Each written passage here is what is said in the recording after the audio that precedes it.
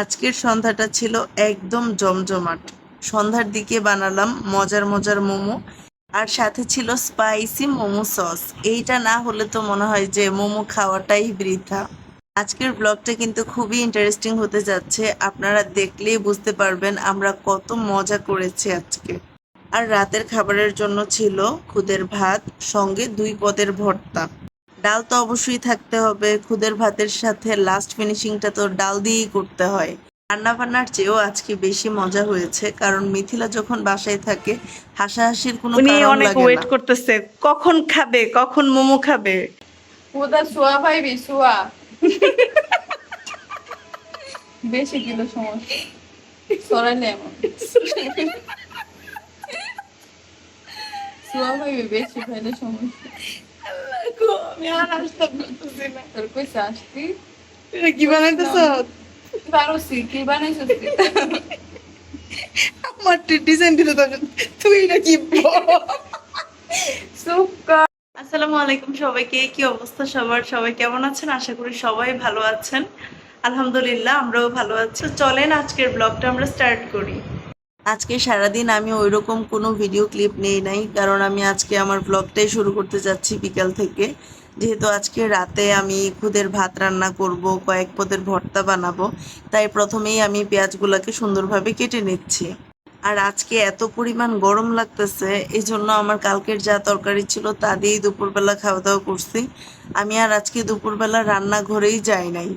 আজকে আমি 2 পদের ভর্তা বানিয়েছি, তিলের ভর্তা আর চাপা শুটকির ভর্তা। আর এইখানে এক একটা যেহেতু এক এক রকম স্টাইলে হবে, পেঁয়াজগুলোকে এক এক রকমভাবে কেটে নিয়েছি। আমার কাছে কেন জানি মনে হয় পেঁয়াজ কাটা কমপ্লিট হয়ে গেলে মনে হয় যে রান্নার অর্ধেক কাজই শেষ। আর পেঁয়াজ কাটার সময় যে চোখ এত পরিমাণ জ্বলতে থাকে, মাঝে মাঝে মনে হয় যে বিয়ের আগের জীবনটাই সুন্দর ছিল, মার কাছে ছিলাম, মা রান্না বান্না করে খাওয়াইছে। আর এখন নিজের সংসার, নিজের অফিস, নিজের হাজবেন্ড কি পছন্দ করে, আমার পছন্দ তো দূরের থাক। যারা এখনো বিয়ে করো নাই একটু নিজের মতো করে বাঁচো, কারণ বিয়েটা হয়ে গেলেই তোমার অনেক দায়বদ্ধতা চলে আসবে, অনেক রেসপন্সিবিলিটি, নিজের সংসার সব কিছু তোমার উপরেই থাকবে। আচ্ছা যাই হোক, চলেন এখন আমরা একটু তিলের ভর্তা বানাই। তিলের ভর্তার জন্য প্রথমেই আমি মরিচগুলোকে ভেজে নিচ্ছি।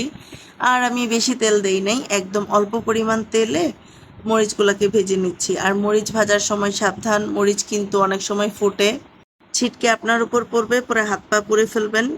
মরিচ ভাজা তো কমপ্লিট, এ পর্যায়ে আমি পেঁয়াজ আর রসুনটাকে ভেজে নিচ্ছি। তেল কিন্তু বেশি দিবেন না, কারণ আপনি যখন বাটতে যাবেন অথবা ব্লেন্ডার করবেন তখন কিন্তু অল্প একটু সরিষার তেল দিলে আপনার ফ্লেভারটা অন্যরকম আসবে। আর তিলগুলোকে আমি নর্মাল ফ্রিজে সংরক্ষণ করি, বাহিরে কয়েকদিন রাখলেই দেখা যায় কয়েকদিন পরে নষ্ট হয়ে যায়। পেঁয়াজ আর রসুন যখন ভাজা হয়ে গেছে তখন আমি তিলগুলো দিয়ে দিছি। তিলগুলো কিছুক্ষণ ভাজার পর লবণ দিয়ে দিছি। লবণ কিন্তু আমি একদম প্রথমে দিই নাই, লবণ যদি একদম প্রথমের দিকে দেন তাহলে পানি উঠে যাওয়ার সম্ভাবনা থাকে।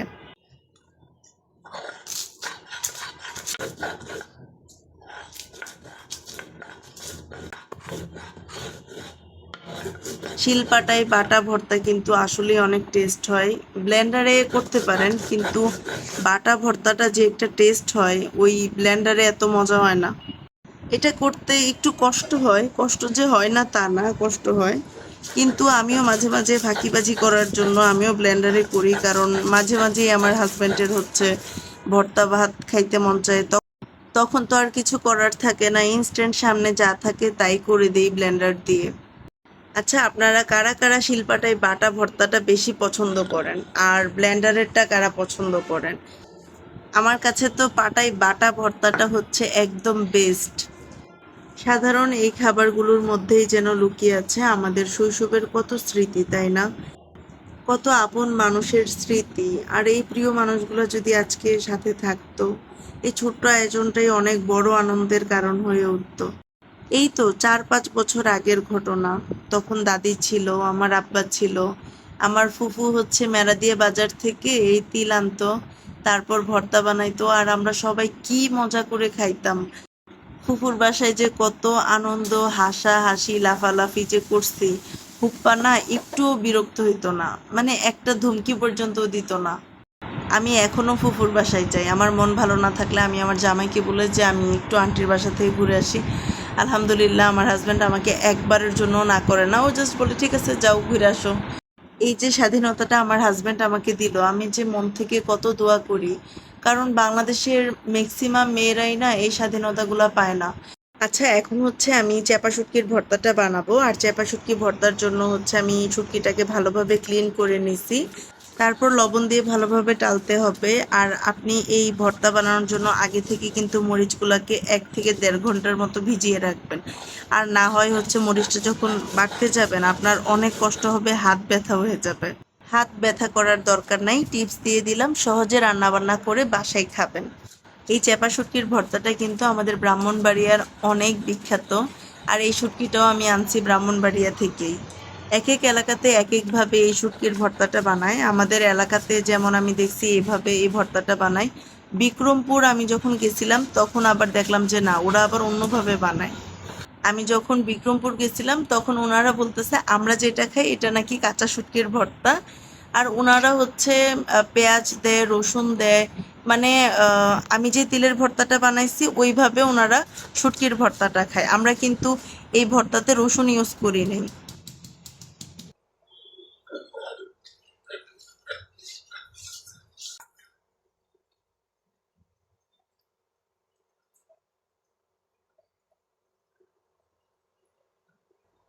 এক এক জেলার কথাবার্তা যেমন এক এক রকম হয়, যেমন আঞ্চলিক ভাষাটা ব্রাহ্মণবাড়িয়ার এক, কুমিল্লার এক রকম, বা অন্য আদার্স জেলা যারা আছে ওদের এক রকম, সেইমভাবে খাবারের নামেরও চেঞ্জ থাকে।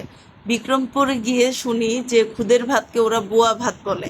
তো আমি তো আর জানি না বোয়া ভাত কোনটা, পরে দেখি ওনারা হচ্ছে খুদের ভাতটার সাথে আলু দেয়, ডাল দেয়। আমার কাছে ভাল লাগছে ব্যাপারটা। আমার সব থেকে বেশি ইন্টারেস্টিং লাগছে যে ব্যাপারটা, ওনারা 7-8 পদের ভর্তা বানায়, এক একটার এক এক রকম টেস্ট, ফ্লেভার চেঞ্জ, মানে একটার সাথে আরেকটার কোনো মিল নাই। আচ্ছা যাই হোক, গল্প করতে করতে আমার রান্নাও একদম শেষের দিকে। আর যখন আমি খুদের ভাতটা রান্না করতে গেছি তখন বাসায় কারেন্ট নাই, মানে কি যে একটা বাজে অবস্থা। 1 থেকে 1.5 ঘন্টা ঢাকার মতো জায়গাতে কারেন্ট না থাকা, বুঝতে পারতেছেন ব্যাপারটা, সিদ্ধ হয়ে গেছি একদম। মোবাইলের লাইট দিয়ে পরে রান্না করছিলাম, কি আর করব।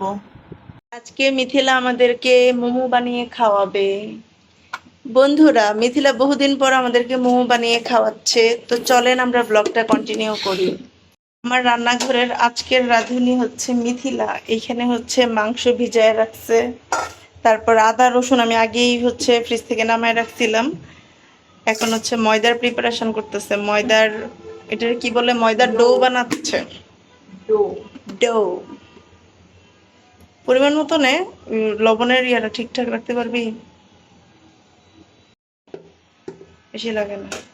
আজকে না একবারে এই যে এমন এমন করে ছোট ছোট করে করবি, তাইলে আর আলাদা করে ইয়া করানো লাগতো না। লবণ লবণ এই যে সয়া সস টানবনি। এখন না দেখো হেল্পিং হ্যান্ড হচ্ছে আমি, মিথিলাকে আজকে আমি হেল্পিং হ্যান্ড হিসেবে কাজ করে দিচ্ছি। আবার ইউটিউব খোলা লাগবে, তুই না আগেও করছস। মিথিলা ভুলে যাই, এই যে সয়া সস এইটা হচ্ছে মাংসের মধ্যে লাগবে। এই নাও মিথিল, মিথিল নাও। সন্ধ্যায় আজকে আমরা একটু মোমো পার্টি করেছি, মিথিলাই রান্না করেছে। আর আমাদের কিছু কথাবার্তা আজকে শুনতে পারবেন। আশা করি ব্যাপারটা আপনাদের কাছেও ইন্টারেস্টিং লাগবে। উনি অনেক ওয়েট করতেছে, কখন খাবে, কখন মোমো খাবে। উনি আমাকে উঠাই দিছে, তাড়াতাড়ি যাও মোমো বানাও, খাওয়ার জন্য খালি বৈশা বৈশা ওয়েট করো, যাও, তোমার কোনো কাজ নাই, তুমি খালি একটা সস আনলে হইব, আর কোনো কাজ নাই তোমার। কি করবা তুমি? হচ্ছে মোমোর শীট বানাইবা, চলো। আমাদের বাসার এই একটা মানুষ, সব কিছু টাইম মতো হওয়া লাগবে। সন্ধ্যার নাস্তা 7টার মধ্যে কমপ্লিট হওয়া চাই। মোমোর জন্য ময়দা রেডি করতেছে মিথিলা, আর আমাকে দিচ্ছে মাংসটা কিমা করতে। বিসমিল্লাহ।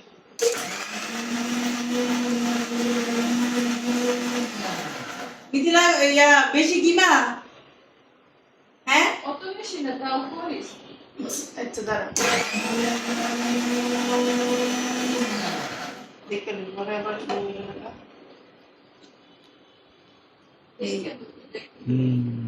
দেখলি তো বুঝবো না, ঠিকই আছে। আনি রাও দেলা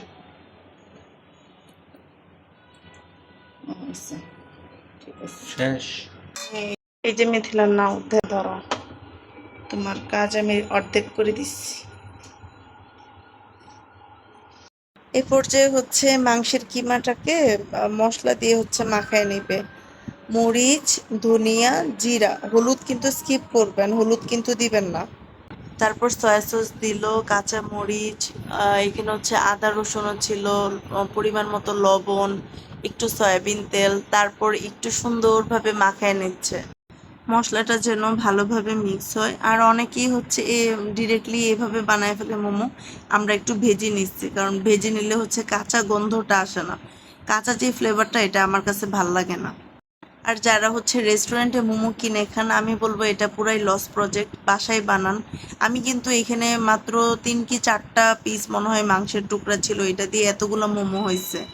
মিথিলার হাতের এই মোমোটা না আসলেই অনেক মজা হয়। আমাদের বাসায় প্রথম মিথিলাই ট্রাই করছিল মোমো বানানো। আমার কাছে এটা কঠিন মনে হতো, আমি মোমোর যে প্যাচগুলো আছে না, এগুলো দিতে পারতাম না। পরে মিথিলার কাছ থেকে শিখছি যে এটা দেখ, এইভাবে এইভাবে করলে অনেক ইজি হয়। এখন তো আমিও বানাইতে পারি। দুইজন মিলে কাজ করলে না অনেক কিছুই বাসায় বানানো যায়। তো মিথিলাও কিছু কাজ করছে, আমিও কিছু কাজ করছি। দেখেন দেখতে কি সুন্দর হয়েছে। আমি তো এখন ভয়েস ওভার দিচ্ছি, আমার আবার খাইতে মন চাচ্ছে। আর আজকে এত গরম ছিল, আমাদের পুরা নাজেহাল অবস্থা হয়ে গেছে, খুবই গরম ছিল। আমাদের বিহাইন্ড দ্য সিন কিছু রিলস আছে, আপনাদেরকে দেখাবো। মোমোর সাথে একটু টমেটো সস, তারপর নেবেন একটু চিলি সস, তারপর দিবেন একটা বাইট। উফ, আর কি লাগে? আর কিচ্ছু লাগে না, কি যে মজা হইছে। আচ্ছা, এতক্ষণ যাবৎ যারা যারা আমার ব্লগটা দেখতেছেন, অবশ্যই আমার পেজটাকে ফলো দেবেন। যারা নন ফলোয়ার আছেন, শুধু ভিডিও দেখলে হবে না, আপনারা সবাই আমার পেজটাকে ফলো দিয়ে পাশে থাকবেন। আর আমার মজার মজার কন্টেন্ট, আমার খাবার দাবার, আমার ডেইলি লাইফস্টাইলগুলো যদি দেখতে চান, আমার সাথে তো আপনাদের থাকতে হবে। আর আমার কন্টেন্টগুলো যদি আপনাদের কাছে আসলেই ভালো লাগে, অবশ্যই কমেন্টস করে জানাবেন আমার আজকের ব্লগের কোন পার্টটা আপনাদের সব থেকে বেশি ভালো লেগেছে। তো রাতে খাওয়া দাওয়া কমপ্লিট করে আমার আজকের ব্লগটা এখানেই শেষ করতেছি। So that's it for today's blog. I hope you enjoyed watching it. Everyone, stay happy, stay healthy, and take care of yourselves. Thank you so much for watching. See you in the next vlog. Until then, take care, stay blessed. Allah Hafiz.